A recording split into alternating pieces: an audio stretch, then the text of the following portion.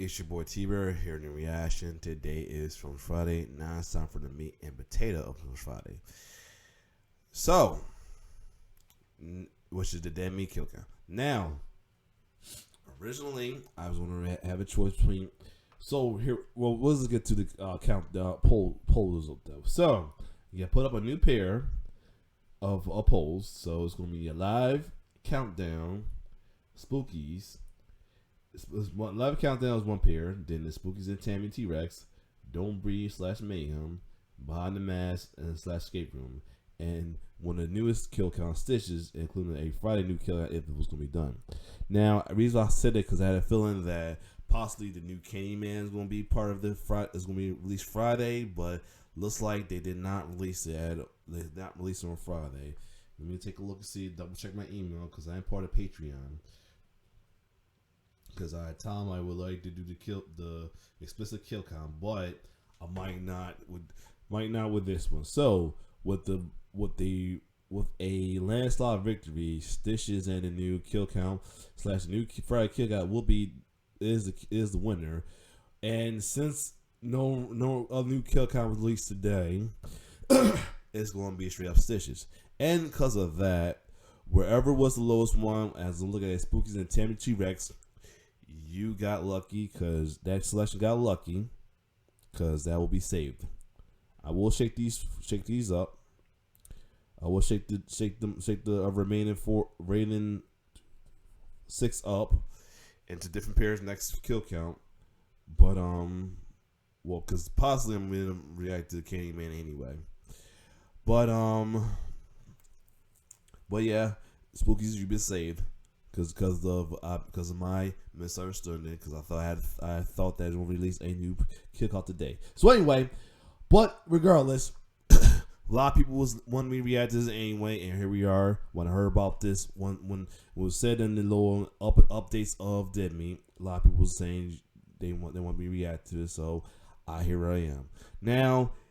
Judging by some of the trailer I watched after watching Mortal Kombat, and a little bit of it during the updates on it, this is gonna be very interesting and gory. Now, only thing is, I kind of wanted to react to the explicit version, but I ain't feel like doing a lot of extra censoring and all of that though. And then some folks was complaining about the censoring because because when I did the Saw series, I censored stuff because I reacted to the stuff for the Patreon. And the reason why, because one, this is off a pay site, Patreon, and I want to get myself nor James A. Denise in trouble for sharing sharing stuff that's paid for free, as well as sharing explicit stuff that's too gore for YouTube.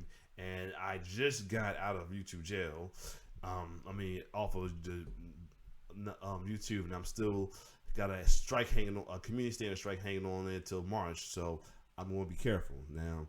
I'm gonna regretfully not watch the gory explicit version because I know I got a feeling this movie will get gory. This kill count will be gory, but it's all about the kill counts regardless. So, and it's all about y'all fans. So anyway, enough talking from me. I will do another video, but let's check out Stitches, which came out in 2012, and I heard it's like an Irish-based horror film with the clown. So without further ado, let's check it out.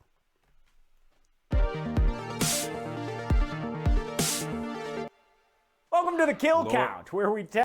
Yeah, Lord, here you go with the costumes, and look how you got and that's like the original It costume right here. Let's see. Tally up the victims in all our favorite horror movies. I'm James A. Janice, and today we're looking at Stitches, an Irish film released in 2012. Stitches is a slasher comedy, heavy emphasis on the slashing. It showcases ultra gory kills, all done practically despite its moderate budget. But unlike its fellow gory clown slasher Terrifier, yeah, that's what I was thinking about. Terrifier, yep. Stitches builds to his kills with 45 minutes of character development. I really like it. The teenaged actors may be inexperienced for the most part, but they come off as genuine. Stitches feels true to the raunchy teenaged experience. Friends giving each other shit, the clumsy pursuit of sexual activity, and navigating relationships with people who were more socially equal back when everyone was a kid. It's like Superbad in a way, just with a killer clown running around. That's the other great thing about Stitches, the title clown. Stitches the Clown is a hilarious horror killer with perfect deadpan delivery by Ross Noble. He's a bit sort of pissed off that he's been woken up, you know, it's a bit like, oh god, right, what we do, all right, we're killing, are we? I wasn't familiar with Noble, but he's apparently huge across the pond. He's been a successful stand-up for over 20 years now, and his comedic timing comes through in his every movement and line delivery. Happy birthday, Tommy.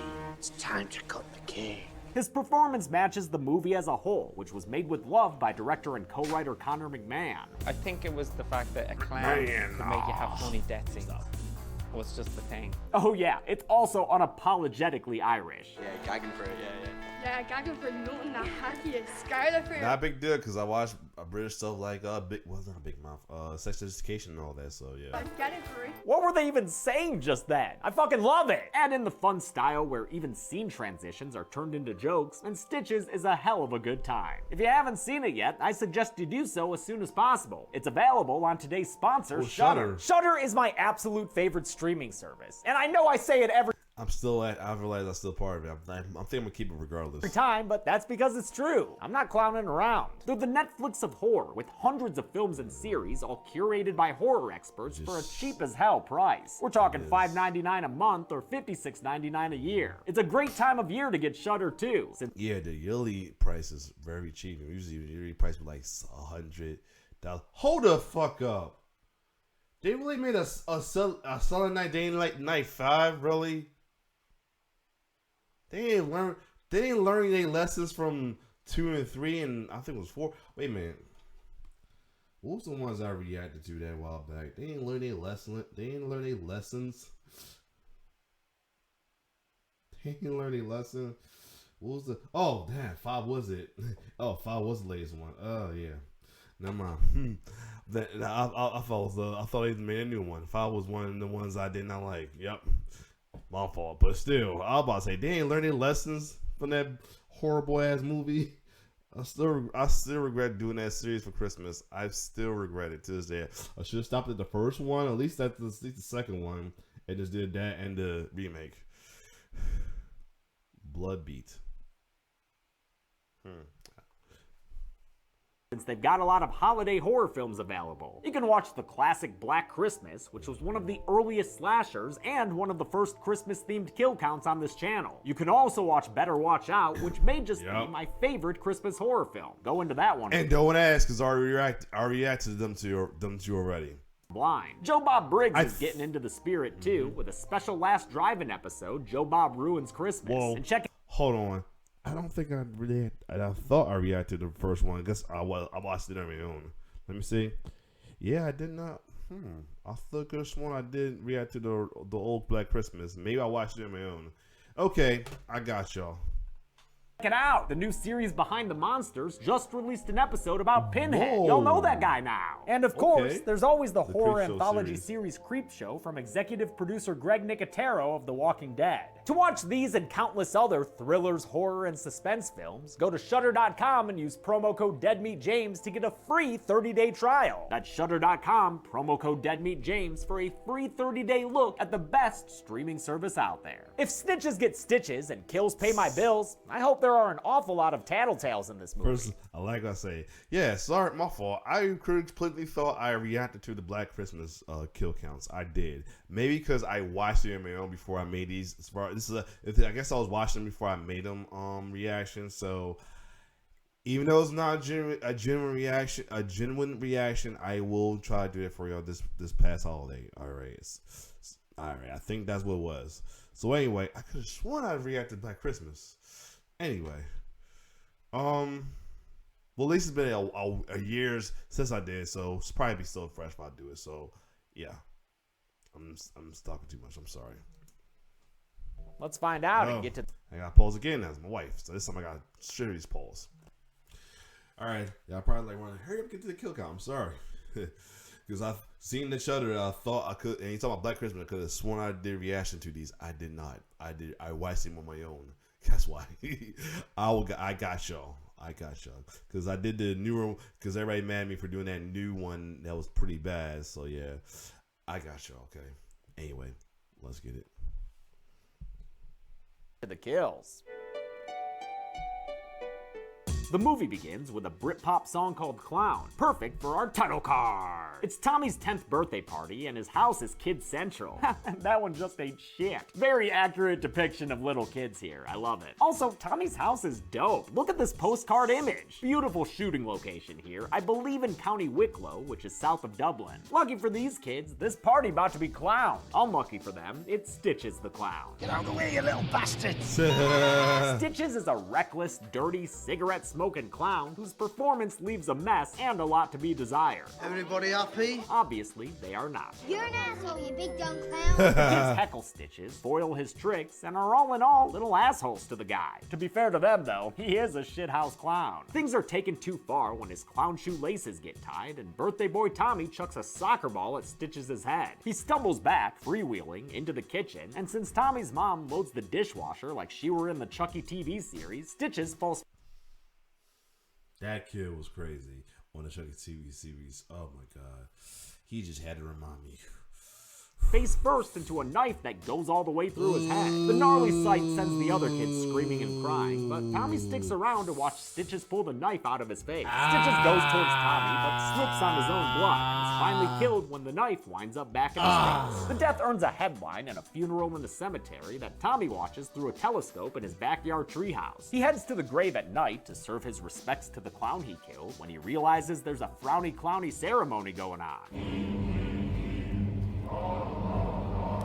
Yes, they are chanting hee hee hee ha ha ha. It's Really? great. In a mausoleum, the robed clowns pass around an egg that looks like Stitches. The ceremony scene is emblematic of why I love this movie. A clown funeral ritual could be depicted in many ways, but look how detailed and varied these clown costumes are. Right. Or the way the coloring is dramatic with some bright shades that really pop. This is a movie that cares about itself and put thought into all the little touches. A hobo clown finds Tommy and they tell this kid he'd better watch his ass. A clown that doesn't finish a party can never rest in peace. The terrified Tommy wakes up as a teenager, because now it's 6 years later, almost to the very day. Tommy's still troubled by the Stitches incident and takes medicine for his anxiety. Wait, Hypnosil? That's the drug from the Nightmare on Elm Street series. You having Freddy problems too, Tom? Right. He goes to school where we see that the other kids have all grown up too. Good, they're all following the same linear rules of time. Wouldn't want to mess up any timey-wimey stuff. Great casting choices for older and younger versions of these characters. Director Connor McMahon said they wanted to find kid actors who looked like the teenager versions, and they nailed it. Tommy's got a big old crush on Kate, and she was kind of sweet to him as a kid.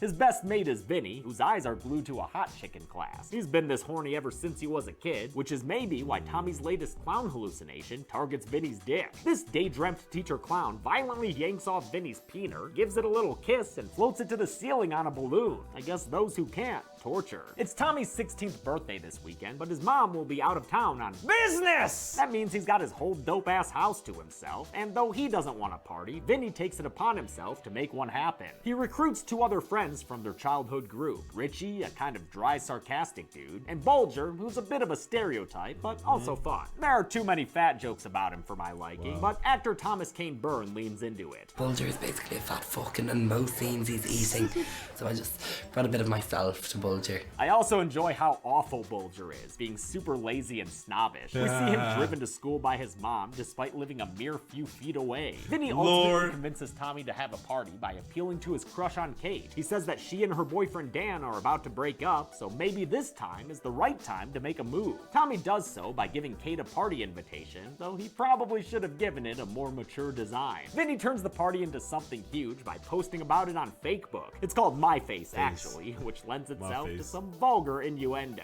You invited everybody to come on My Face. These two gingers are Sarah and Paul.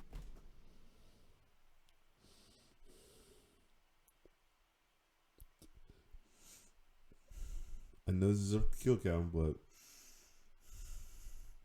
Let's keep going. Who were shitbird kids and who have become punkish bully teenagers. No matter how cruel they are to Tommy, though, they're nothing compared to the latest person to get a party invite. Stitches, the 6 feet under clown. After years of this subterranean venue, he's ready to move on from the underground circuit. It's time to party. The party gets going as most movie parties do. A montage to set up, a cheers with beers, and tracking shots filled with extras pretending that they're having a blast. I'll hand it to these party background actors. They're all doing a real good job. Tommy isn't able to relax since he's anxious about the party and Kate showing up. When she finally arrives looking like Triana Orpheus, she chats with Tommy even though he's a social outcast at his own party. Hey, thanks for coming. Fuck you. That's Jeff. Funny guy. Stitches also makes his way to the party, hopefully to teach these kids some halfway decent dance moves, but he's not the first clown to arrive. Beating him there is that asshole Paul, who's dressed up so he can torment Tommy. Since Tommy is a bit of a whinger, he runs away crying to his backyard treehouse. A concerned Kate follows him, and they end up talking about the clown ceremony Tom saw as a kid. After that experience, Tommy obsessively researched clowns. He learned all about their culture and how they paint a self-portrait egg when they first become a clown. They call it the spiritus singular, the uniqueness of spirit. Paul doesn't have an egg because he's not a real clown, but he is about to have egg on his face when he pisses his clown pants at the party. He's airing his crotch out on the balcony when Stitches makes his grand re-entrance, ready to get revenge on the kids that harangued him during his final show. I don't mind that we're already halfway through the film and we're only just now getting to the kills. I've enjoyed watching these characters and the way they interact. Stitches rips off Paul's ear, which detaches a bit too easily, then takes a little more effort, ripping Paul's arm off at the shoulder. Row seat to my comeback show. Stitches rams his fist down Paul's throat and pulls a rabbit out of it, performing the same trick that a young Paul fucked up 6 years ago. Then he kills Paul by kicking his head off. What a spiral! I love that this movie goes practical whenever it can. It's all good. Stitches unleashes his clown nose on the party, telling it to sniff out the other kids he has to kill. It leads him to the pantry where Bulger has been stuffing his face, since, you know, the joke is that he's fat. Everybody knows that people who are Bulger size always slop on themselves while eating food straight from the can. They just can't help it! The zombie clown attacks Bulger, and his cries for help are drowned out by a drunken sing-along. Great use of cutting crews, I Just Died in Your Arm. The soundtrack is solid. Stitches kills Bulger by breaking open his skull with a can opener. It makes quite a mess, and he finishes off the kill by prying out a few brain balls, mimicking the scoops of ice cream Bulger launched at him as a child. Quite the delicacy. That's food for thought. These brain balls were made of silicone by the special effects makeup team headed by Ben O'Connor and Effa Noonan of Bowsy Workshop. Director Connor McMahon wanted everything as practical as possible, and much to his enjoyment, Bowsy Workshop delivered. McMahon is a serious horror fan and was inspired by Evil Dead 2 and Peter Jackson's early films. His first feature, released in 2004, was actually called Dead Meat. I almost covered it in 2018, but I swapped it out for Demonic Toys. McMahon had also previously made a comedy horror web series for RTE, Ireland's national broadcaster. It was called Zombie Bashers, and it stars Owen Whalen and Cloud Mouths, cameo as a principal and a gym teacher in Stitches. McMahon himself also cameos as a guy at the party getting mad shit talked about him. And that pubic beard, like, you think have a shave. Bowsy Workshop did effects in Zombie Bashers as well, so McMahon knew they'd be able to come through for all of Stitches' gory, nasty needs. It looks so ugly, and if I'm that ugly when I'm dead, I'm gonna get a closed coffin. Like, I'm not being smart. Vinny's been eyeing that girl Mary from school, and after sweet-talking her enough, it gets to the point where she laughs off a blatant boob grab. She chases him upstairs, and they wind up in a bedroom where Vinny's grace continues to shine. Tommy peeps them through his telescope before something else catches his eye. His old friend Stitches looking out from the attic. Sarah finds Stitches as she's looking for Paul and fends off his initial attack with a high heel that goes deep into his neck. I love the moment when she spits at him, but he blocks it with an umbrella. He uses that umbrella to kill Sarah when he digital penetration a little wonky. Practical after that. Which, again, I really appreciate.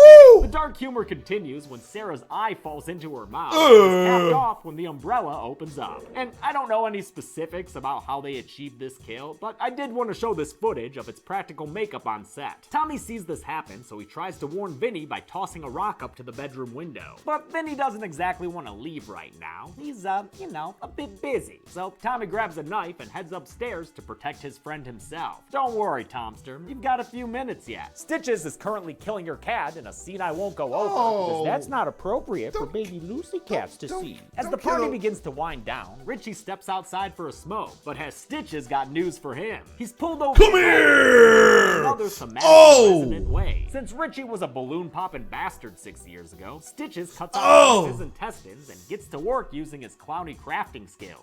Woof, woof.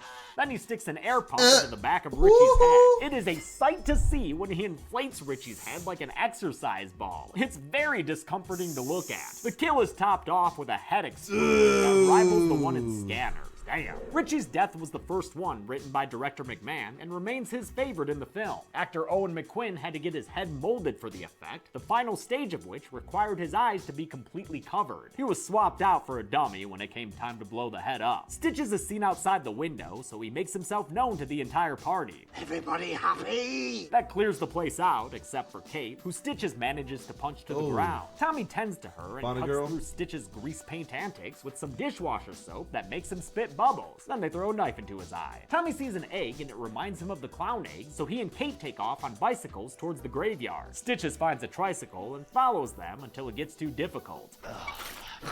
That was a hard gag for Ross Noble to shoot. It's not easy to pedal a trike uphill with giant clown shoes. The kids get to the graveyard and run towards the mausoleum. Stitches climbs across a telegraph wire to follow them inside, and Ross Noble shows off more fun physicality as he tries to find them amidst the gravestones. Noble hasn't done a ton of screen acting, but he loved playing Stitches, even though the makeup process required his eye to be glued shut for entire shooting days. Even now, it's sort of messing with my head a little bit, the fact that I can see in 3D. He said he enjoyed all the physical antics he had to do, and found himself surprisingly prepared for the role. Earlier in his life, he had been a street performer and a juggler at kids' parties. I went back in time and, 25 years ago I started juggling, so I'd be ready for the part. That experience gave him the coordination and balance to give Connor McMahon the performance that he wanted. Yeah, a bit more wobbling. Tom gets inside the mausoleum, where he finds several omelets worth of eggs on shelves. It takes him a minute to locate the one belonging to Stitches, but after some minor issues, he successfully acquires the egg, and that's when a clown fist flies at his face and knocks him out. Stitches has apprehended Tommy and Kate and shows them that his egg is in safe clown hands now. As he's debating whom he wants to kill first, Vinny reappears and recreates the fatal accident that killed Stitches the first time. With his clown shoelaces tied together once more, Stitches trips but catches himself before he crushes his own egg. But wait, by God, Tommy's here with a Seth Rollins curb stomp! It crushes the painted egg and sets off a violent protein-filled clown death. Stitches bursts open at his every seam, yolk and egg white erupting all over the place. Oh man, and then his head blows up and his face ends up on the ground like this were Clown Razor or some shit. 6 months later, Tommy and Kate are together and chilling in his treehouse, Kissing. The movie ends with the lead clown from the ceremony piecing the broken eggshell back together, just in case they ever wanted to make a sequel, you know? How many kills can you fit inside an undead clown car? Let's find out and get to the numbers. Me! There were only 6 kills in Stitches, but it's the quality that matters, not the quantity. All of the victims were male except for Sarah, the lone lady kill, and a full third of this pie chart is clowns, so don't be surprised if it tastes a little funny.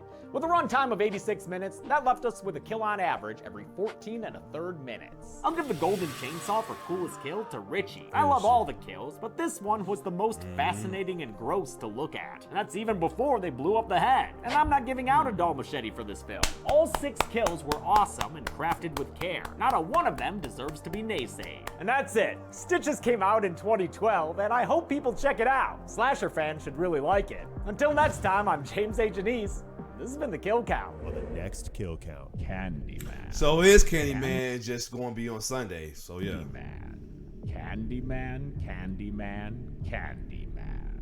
Fuck this, I changed my mind. I'm not gonna do it. Come on, Luke, don't be a pussy. Why not? It's a warm and wonderful thing. Candyman 2021 takes the familiar route of being a direct sequel to the first movie. Forget about seeing Veronica Cartwright in the Bayou, or the crime against cinema that was the third film. All you need to know is Candyman. You get the point. Yeah, no, black people don't need to be summoning shit.